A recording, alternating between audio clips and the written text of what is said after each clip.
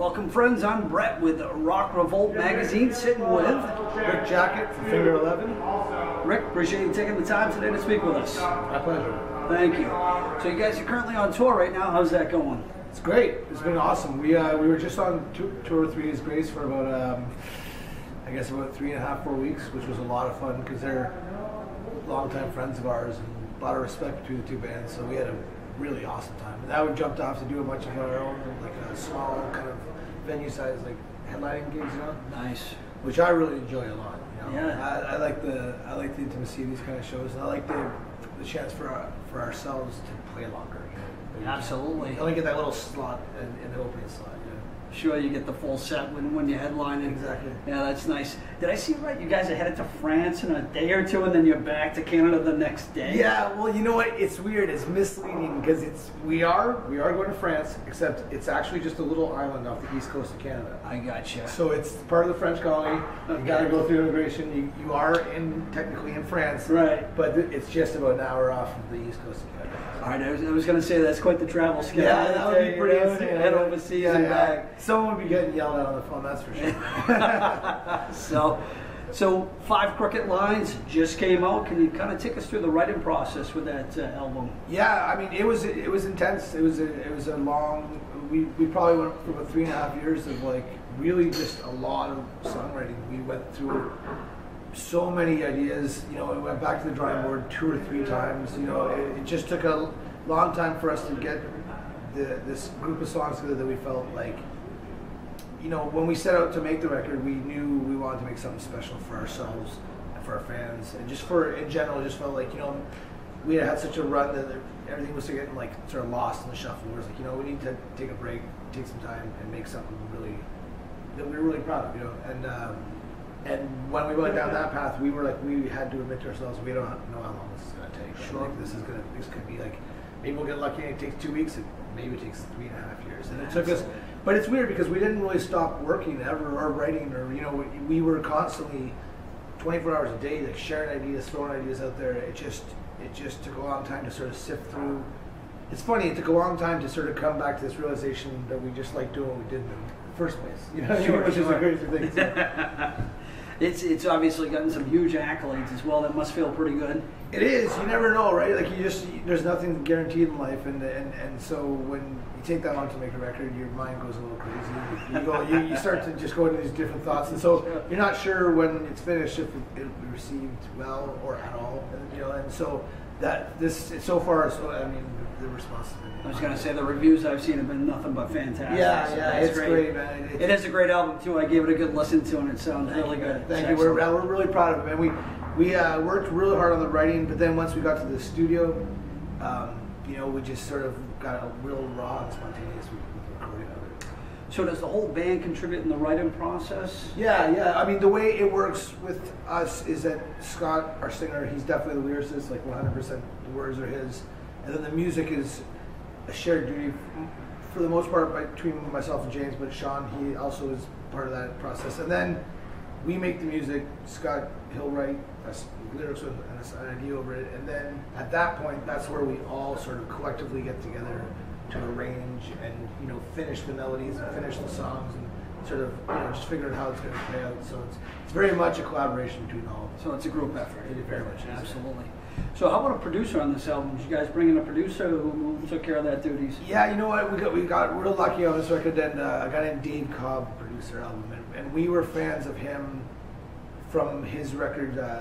He had a country artist named Sturgill Simpson, and he made this really cool country record that we were really in love with. And his name was on the list of possible producers, so we were like, him. You know, we called him, and he was literally like, well, yeah, man, why don't you come down like next Thursday to Nashville? Really? And we're like, wow, so it was amazing. Yeah, it really came together special, and we went down there for like 12 to 14 days to do all the recording and mixing of the record. Wow. Which we had never done before. So that was a lot of fun. That was a really exciting way of doing it. And it was a cool way because we had spent so much time obsessing over the writing of the songs. It was a great way to add this kind of energy back into them. Some songs that existed for a couple of years, and so it was a really, so when you hear the record, it sounds like all this creativity exploding. It's great. That's awesome. So now you guys are with, is it a bicycle music company? Yeah. So how's that going so far with those guys? It's great. Yeah. It's really great. It's a brand new thing for us. We were with Windup for a very long time, and we had an amazing run with those guys, and we had a great relationship. And it ended very friendly, you know. We said goodbye, but then we woke up one day to an email saying, "Hey guys, you're on bicycle music now." You know, we were like as if you've been traded, right? Sounds good. It sort of felt like that, right? Yeah. So we had no idea if they were even interested in the band, or we had no idea who they were. And right away, from the first time we talked, it was just like they were excited, we were excited. We at that point we met them right at the end of the writing process, so we had all our songs written. Yeah. And we were like, check this out, and we just handed it over, and they were like, oh, wow, this is really cool. So it worked out that way. Typically, a lot of times, maybe the record company might get involved and tell you certain things. Yeah, but yeah. You guys had the open creative process. Exactly. I think because it was such a fresh, new relationship, and they still trusted us right off the bat. That's They great. Just sort of, they had that opinion, like, you guys have been doing this for a while, you must know what you're doing. You've been successful. We didn't tell them, like, we're just making it up as we go. No. I'll edit that out. No, but they really, like, they trusted us as a band and as artists to go make the record we wanted to make it. And they trusted Dave, I think, too. And it just, it really worked out well. That's great.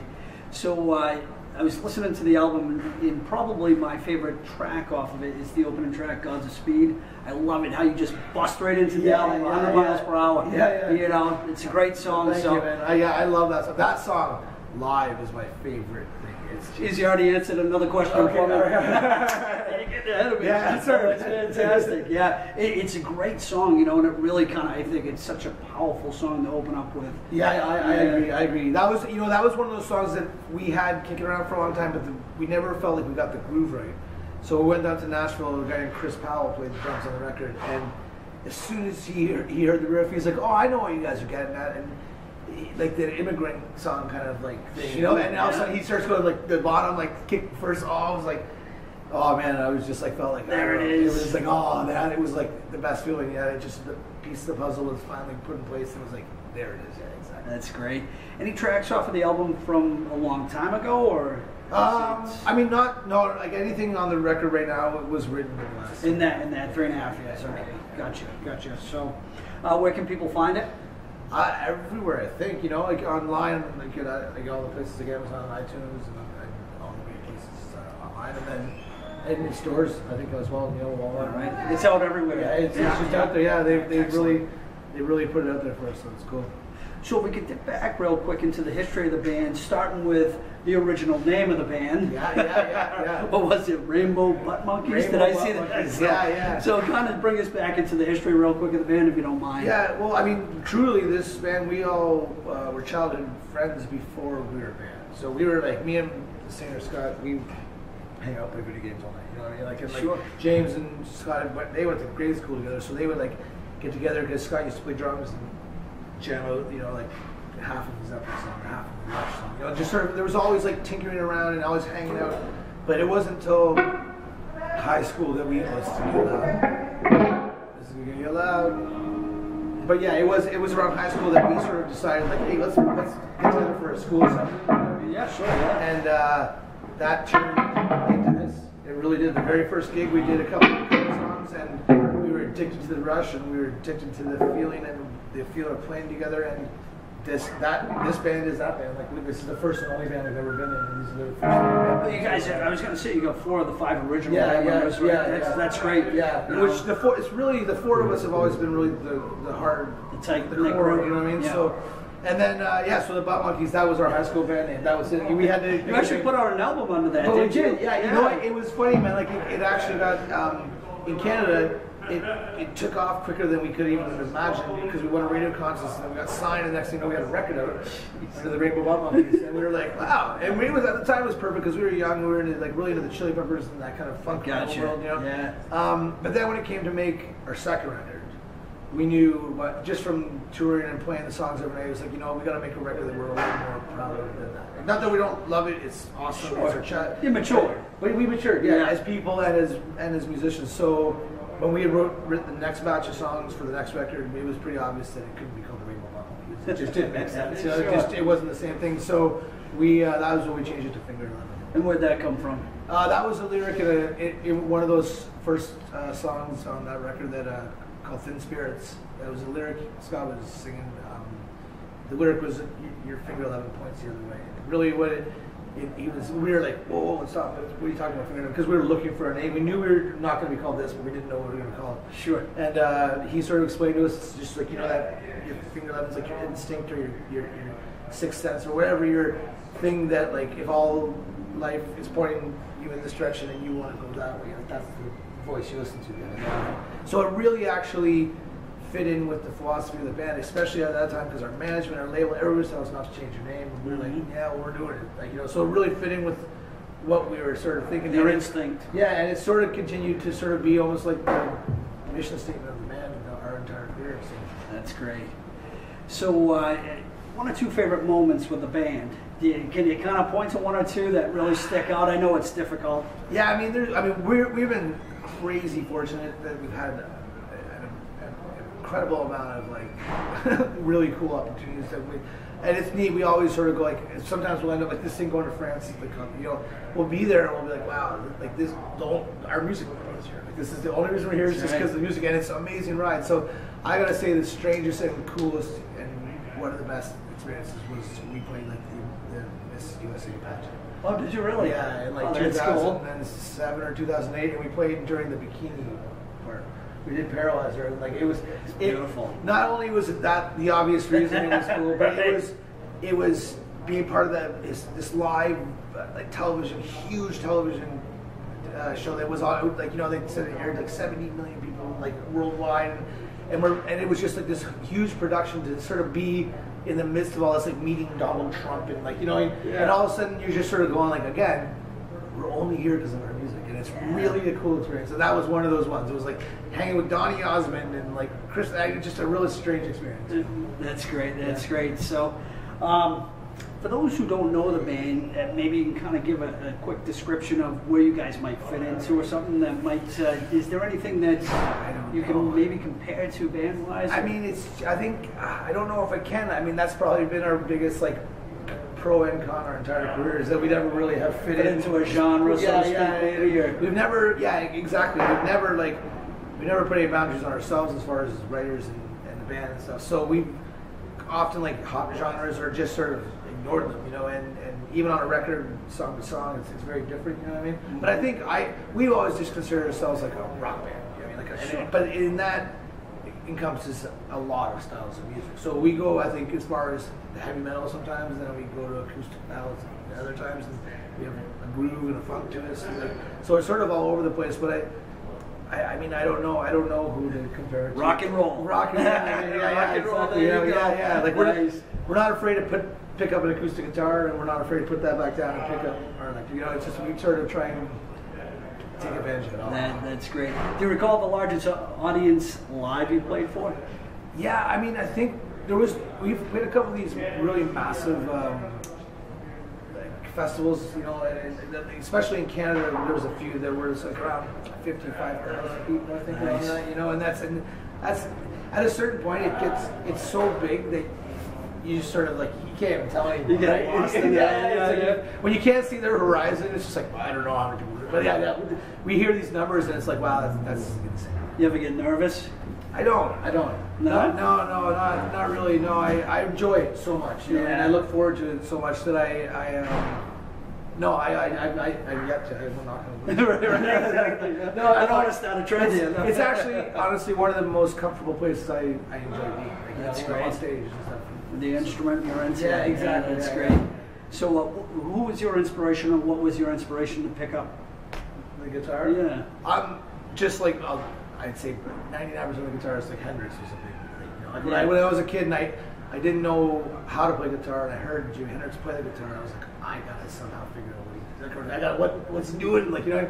And so for growing up, Hendrix was for one Christmas I got like a Strat, the RE Experience CD, and the book of how to play RE Experience, and that was like the next year of my life. You were addicted. Like I was just like in my room. Yeah. That was what I did, and then as I would always bounce it between Hendrix and Neil Young. You know, those two different styles of guitar playing, which I still to this day I like those two things. I like the looseness of Neil Young, and I like just the perfection of Hendrix. Nice, nice. So 5 albums that everyone should own. Oh man, The Wall, absolutely. 5 albums everyone should own. The first Rage Against the Machine record. Nice. Blood Sugar Sex Magic, I would also say.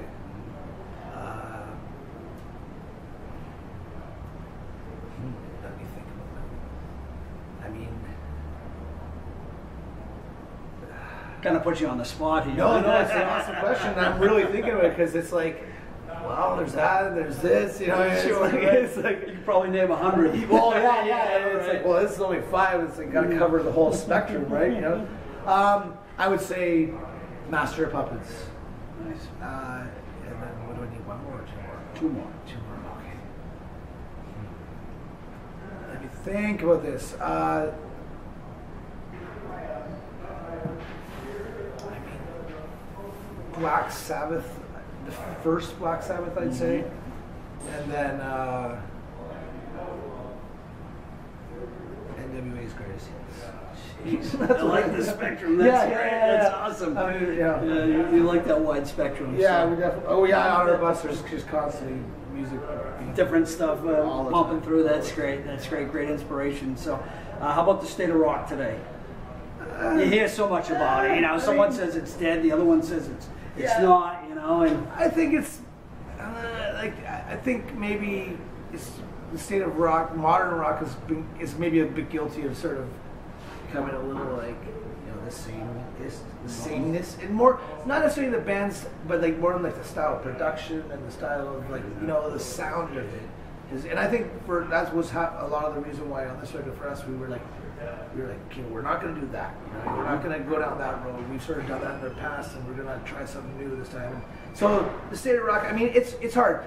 It feels some days like the rock fans are dying breed, but then other days we show up and there's like 6,000 people, you know, getting wasted and singing along. And so it's like it's weird. It's maybe real not weird. what it was, but it's all cyclical. You know, it'll come around, and eventually whatever's trending now will not be cool anymore, and what's not cool now will be trendy. so the word is it's not dead. Oh, well, absolutely. Definitely not As dead. as long as our band, I'm not on our watch. That's what we it, say. you know. If you want something unique too, be sure to pick up their new album. It's very unique, sounds great. So, when you're off tour, what are you doing? I play a lot of games. Oh yeah, Yeah, to the just games. hanging with my wife, my dogs, and I just play a lot of video games. Nice, I find that they're very calming. nice and relaxing. Yeah. You don't get it. No. Once in a while I get a little ragey, but no, for the most part I chill. Oh, that's fantastic. So, any final words for the fans out there? Oh man, if we're in town, come see us. Absolutely. We'd be happy to see you. It'd be very cool. That's great. Well, you heard it right here. Finger 11 on tour right now. 5 Crooked Lines out. Be sure to pick up a copy. Appreciate you taking the time to speak with us today. Sure, man. All right. It's a good conversation. Thank you very much.